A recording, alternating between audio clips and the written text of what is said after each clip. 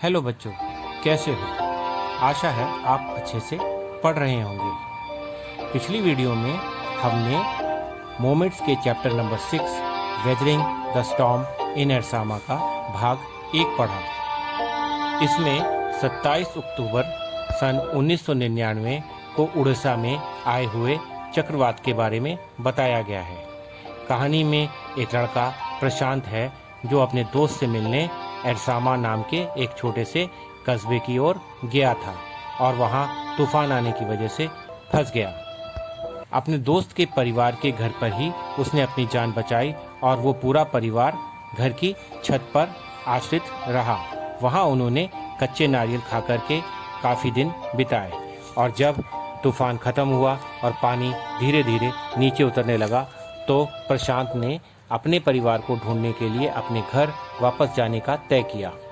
वह पानी को लांघता हुआ पानी के बीच अपने गांव वापस जाने की 18 किलोमीटर की लंबी और कठिन यात्रा के लिए निकल पड़ा।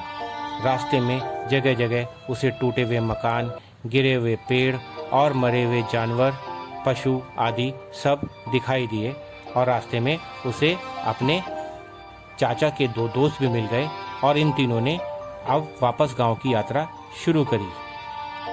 आखिरकार वह अपने गांव कालीकुडा किसी तरह से पहुंच गया, लेकिन वहां जाकर के उसे ये बड़ा दुख हुआ कि उसका घर अब वहां पर नहीं था। उसके घर की छत के बचे खुचे ही अंश वहां मौजूद थे, लेकिन वहां पर हर तरफ भीड़ ही भीड़ थी और उस भीड़ में उसने अपने परिवार को, जो बचे खुचे लोग थे, वहां पे उनको ढूंढा। सबसे पहले उसे अपनी नानी मिली, बाद में उसके भाई बहन, चाचा चाचियाँ, वे सब दिखाई उसको मिल गए। आइए अब आगे पढ़ते हैं कि इस कहानी में प्रशांत और क्या करता है। Prashant, all of 19 years, decided to step in as leader of his village if no one else did. He organized a group of youths and elders to jointly pressurize the merchant once again to part with his rice. This time the delegation succeeded and returned triumphantly, wading through the receding waters with food for the entire shelter. No one cared that the rice was already rotting. Branches from fallen trees were gathered to light a reluctant and slow fire on which to cook the rice. For the first time in 4 days, the survivors at the cyclone shelter were able to fill their bellies.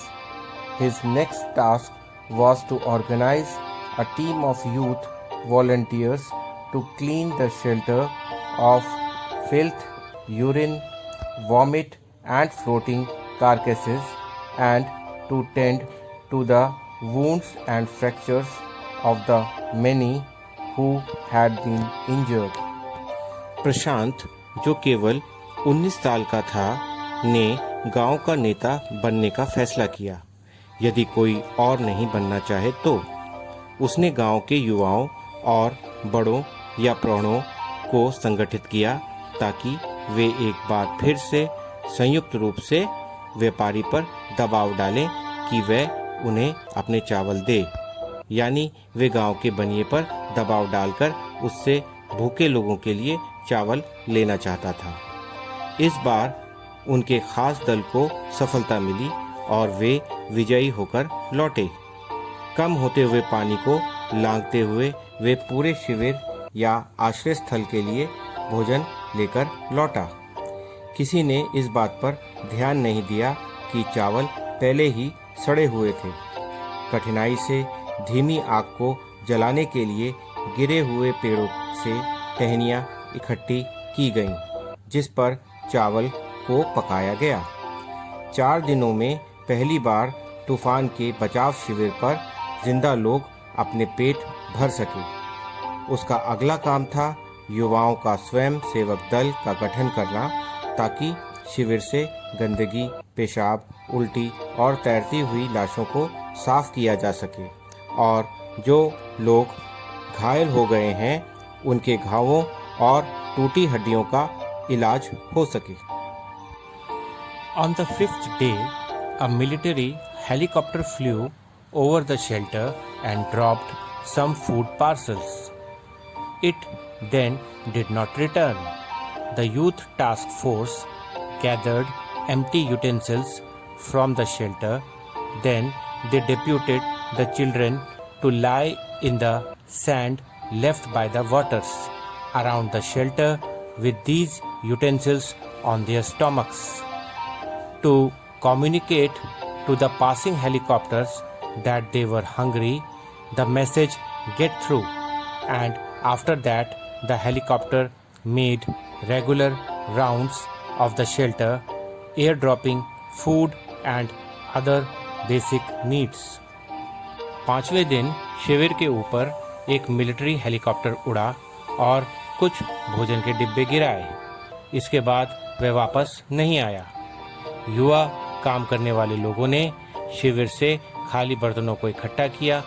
फिर उन्होंने बच्चों को शिविर के चारों ओर पानी के द्वारा छोड़ी गई रेत पर अपने पेट पर खाली बर्तन रखकर लिटा दिया, ताकि वे गुजरते हुए हेलीकॉप्टरों को बता सकें कि वे भूखे हैं। संदेश पहुंच गया और उसके बाद हेलीकॉप्टर ने शिविर पर भोजन और अन्य ज़रूरी चीज़ों को नीचे गिराते हुए लगातार नियमित चक्कर लगाए। Prashant found that a large number of children had been orphaned. He brought them together and put up a polythene sheet shelter for them.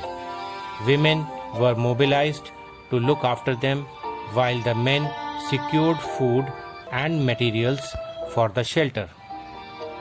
प्रशांत ने पाया बहुत अधिक संख्या में बच्चे अनाथ हो गए थे। उसने उनको इकट्ठा किया और उनके लिए पॉलीथीन की चादर के शिविर बनाए। औरतों को उनकी देखभाल के लिए लगाया गया, जबकि पुरुष शिविर के लिए भोजन और अन्य वस्तुएं अर्जित करते रहे।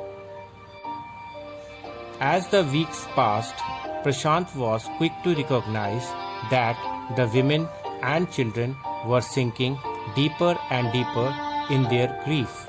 He persuaded the women to start work in the Food for Work program started by an NGO, and for the children he organized sports events. He himself loved to play cricket, and so he organized cricket matches for children. Prashant engaged with other volunteers in helping the widows and children to pick up the broken pieces of their lives. The initial government plan was to set up institutions for orphans and widows.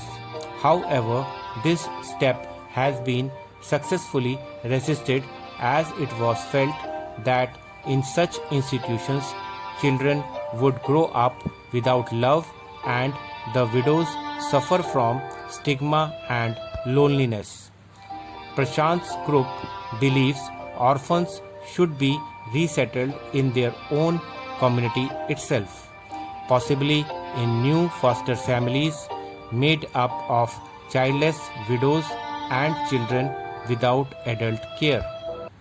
जैसे जैसे सप्ताह बीतने लगे, प्रशांत ने तुरंत भाप लिया कि औरतें और बच्चे अपने दुख में बहुत अधिक डूबते जा रहे हैं। उसने औरतों को एक गैर सरकारी संस्था द्वारा चलाए गए काम के बदले भोजन कार्यक्रम में हिस्सा लेने के लिए मना लिया, और उसने बच्चों के लिए खेलों का आयोजन किया।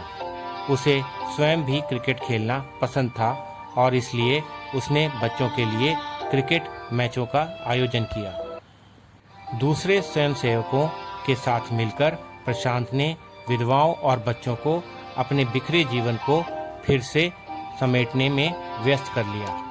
आरंभिक सरकारी योजना थी कि अनाथों और विधवाओं के लिए संस्थाओं को स्थापित किया जाए। हालांकि इस कदम का सफलतापूर्वक विरोध किया गया, क्योंकि ऐसा महसूस किया गया कि ऐसी संस्थाओं में बच्चे बिना प्यार के बड़े होंगे और विधवाएं कलंक और अकेलेपन से पीड़ित होंगी। प्रशांत का समूह मानता है कि अनाथों को उनके अपने समुदाय में ही पुनर्वास प्रदान किया जाना चाहिए, हो सके तो ऐसे परिवारों में जहां बिना बच्चों की विधवाएं और बड़ों के प्यार से वंचित बच्चे हों। It is 6 months after the devastation of the super cyclone. This time, Prashant's wounded spirit has healed simply because he had no time to bother about his own pain.